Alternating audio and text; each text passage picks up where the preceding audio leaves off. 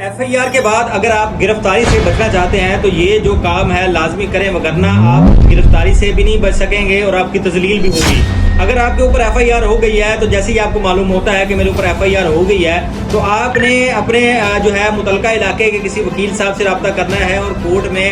پری arrest بیل دائر کر کے جو ہے آپ نے بیل لے لینی ہے، آپ نے اپنی ضمانت کروا لینی ہے، جو کہ عبوری ضمانت جس کو کہا جاتا ہے۔ آپ نے وکیل صاحب سے رابطہ کر کے عبوری ضمانت جب کروا لی تو پھر جو ہے آپ کھلے طور پہ آزادانہ طور پہ جو ہے علاقے میں بھی گھوم سکتے ہیں، آپ تھانے بھی جا سکتے ہیں، اپنے میٹر کا پتہ بھی لگوا سکتے ہیں۔ اس میں دوسری صورت یہ ہے کہ اگر آپ کو تھانے سے کال آتی ہے اور وہ کہتے ہیں کہ آپ کے خلاف جو ہے وہ اپلیکیشن ہے، تو پارٹی دوسری آئی بیٹھی ہے، آپ آئیں اور آپ کی صلح کرواتے ہیں یا آپ کی بات کرتے ہیں یا آپ کو جو ساتھ جو ہے وہ میٹر ڈسکس کرنا ہے، تو آپ نے یہ غلطی کبھی نہیں کرنی۔ تھانے پہ کال ہونے کے باوجود